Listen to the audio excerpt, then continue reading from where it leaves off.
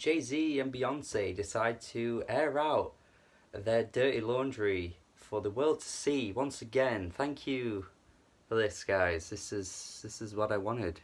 Thanks. Where have the Beyoncé fans been for this album? Like, why aren't they all over my social media telling me that this is the best shit to ever happen and how it's a game-changing piece of music? Like, they get annoying and they get on my nerves, but like I don't know, I kind of miss them. I really want them to be telling me this. Where are they all? I don't know if it's because it's like a Jay-Z collab album, and of course Jay-Z was like the antichrist which made the Lemonade album exist, so perhaps Beyonce fans aren't as interested in this kind of album.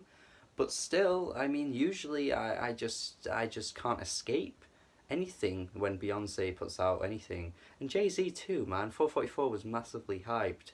And by the way, I'll start by saying, like, I loved 444 and I loved Lemonade a little bit more.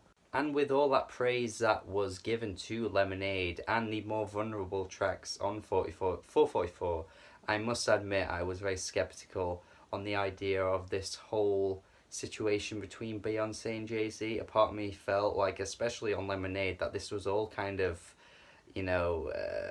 gossip fodder just invented by these two just to sell albums and to get people talking, because that is an amazing way to market an album, by the way. Like, two very well known people that are married and successful to then, have this crisis and then turn it into music. That is pretty genius. That could be wrong though. That wouldn't necessarily be the only way that they could possibly make their albums the way they did.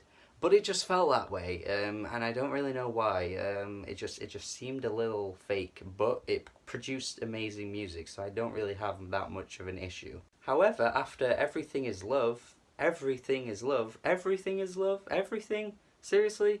After the trauma that you went through over the past few years, you've now come to the conclusion that everything is love, despite the fact that your marriage nearly went to shit? Come on, guys, let's not be going overboard here. But yeah, anyway, after Everything Is Love, I can't help but feel like my suspicions are starting to become more and more true, because some of the stuff on this album, man, just doesn't match up. I'm just not understanding where they're trying to go with what they created here. I mean, yeah, two people that go through something so detrimental to the one thing that they valued most about each other, to then come out of it and have this very positive, uplifting, inspirational sort of like way to address it all is pretty admirable and pretty great to do as well. But it just kind of feels like some of these tracks, man, just feel not quite as honest as I don't know, I just don't feel the honesty here. Take the closing track, which sort of ties this all up and throws it into the air and gives it a really nice way to end the album. A very positive ending to this album, Love Happy, which is one of my favourite tracks actually. But some of these lyrics, like where Beyonce's saying how, like, you did this to me, you caused this pain, but I believe you can change and stuff like that. Like, there's just something about that feels a little late. Like, Beyonce's Lemonade was 2 years ago, and now she's saying things like, I believe you can change. So, like, what is it that Jay-Z has done since then that you're now saying he can change with? Or if this is actually a dated song, then why didn't it come earlier? And there's a really corny moment as well where, like, Beyonce references their marriage and, like, Jay-Z comes back and they have, like, a little back and forth. It's supposed to be so cute and funny, but I just find it really corny. And the entire feel to this song just seems to go totally against Beyonce's message that she portrayed on Lemonade.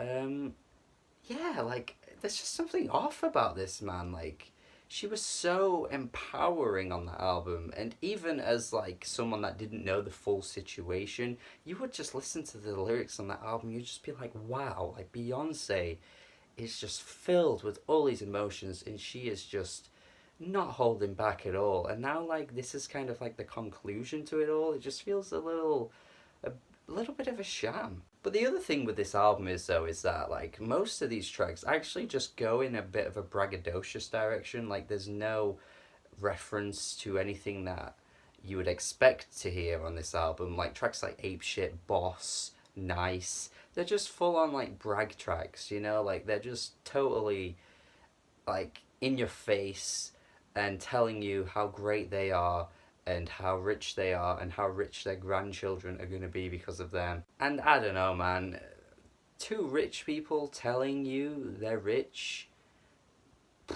it just does nothing for me. A lot of Jay-Z's music in the past has been this way for me as well. Like some people say it's inspiring and how he's like, you know, trying to get people to also be as successful as him. But I've never seen it that way at all. Like Jay-Z bragging about how much money he has is Jay-Z bragging about how much money he has. Yeah, I absolutely love The Blueprint. I think that's a great album. I'm not going to take that away from Jay-Z.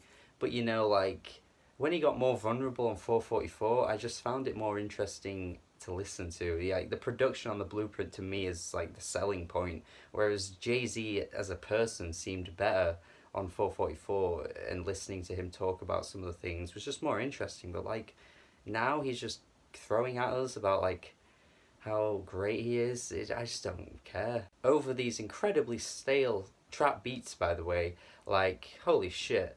These tracks are literally just, yeah, we heard Migos on the radio, and now we're gonna do that. Again, a little dated with the timing here. I mean, this would have made more sense to do these trap banging Migos style songs back when culture was popping, you know, like back in early 2017. Maybe they thought, you know, well, we need Jay-Z to have his album out first to tie this all together, to put the Carter's album last.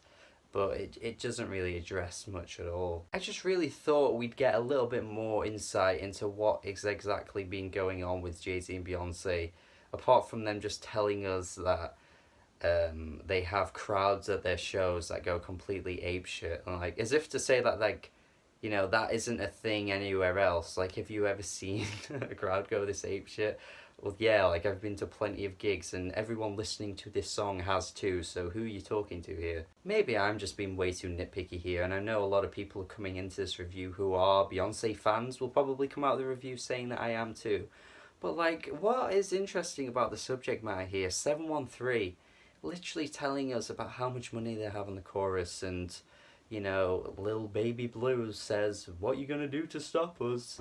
Like, yeah, you know, she didn't say that and she won't say that, but okay. And Beyonce over these style trap beats where she's trying to give like energy and like charisma, like, I swear she's just trying to jump on the Cardi B trend with this.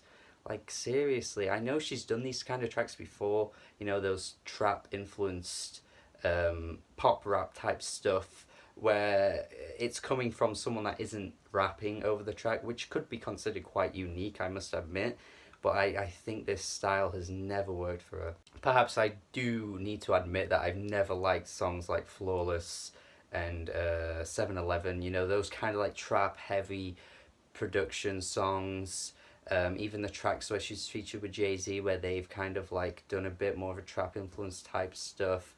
Yeah, it's never really been a fan of it. I just think it just doesn't complement Beyonce's style to her best at all. And you can't even say that they're doing anything new here. I mean, Beyonce is literally just jumping on a trend with this style. Jay-Z's copying beats that he already did on Magna Carta Holy Grail and copying styles. And yet probably they're going to be seen as innovators with this one, because I've seen praise for this album from certain critics already, calling this like good, and I just don't buy it. The best track to me is Summer. I mean, this is just the most Beyonce Jay-Z sounding song that could work as a collaboration between these two. This is evidence here of how these two do their collaborations right. You know, just singing about sex. Which kind of sounds a bit redundant and a bit crap to say that like two artists need to sing about that to make a good song. I mean, it's clear that they've tried something different with most of these songs going in the direction that they have.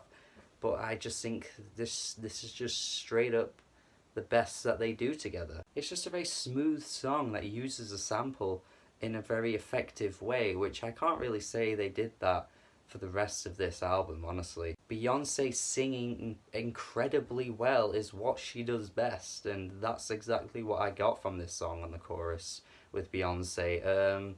Yeah, this is just easily the best song. Yeah, this album, man, I'm just not feeling it, honestly, at all. Like, I think production wise, it's stale. I don't think many of these tracks sound all that good, to be honest. Beyonce and Jay-Z don't sound great over these kind of songs either, which doesn't help at all. Lyrically, just average. Bragging, endless bragging about how much money they have, which I will never care about. And seeing this as being the final chapter in their journey over the past few years is incredibly underwhelming to me. I just got nothing from this. No explanations as to why they stay together, I guess, would be something. No really understanding of their relationship. They gave us a better understanding on their own albums as to what they did here. And there was even a line on this album as well where Jay-Z's like, oh, the people are going to talk about us and gossip and say their shit. You know, like, obviously they're going to do that when you presented us all of this information for us to gossip about in the first place. Like, what do you expect? Makes me further believe that all of this was built on bullshit. But, hey, that's just what I think. Not really interested in this album. A few tracks I did enjoy, I must admit. The last and opening track were the ones that I enjoyed the most. Everything else I would say is throwaway. I guess you could say some of these tracks are decent for bangers, but they're just not for me. I don't think they're coming from the right artists to label them as bangers, but that's my opinion anyway. Going D plus here, I think this is very average. Hope you enjoyed this review though. If you hated it, do let me know. If you are a fan of both these artists and you have something to say, then please comment. Subscribe as well if you enjoyed this review. Try not to get too mad at me. Just defend your opinion and tell me what it is about this that you love, and that'll be great. That's all you need to do. So yeah, let me know if you like this album more than me, or if you agree with me, whatever. Just comment below and let's have a discussion about this. Yeah. Subscribe to the channel for more reviews and do have a good day. Yeah.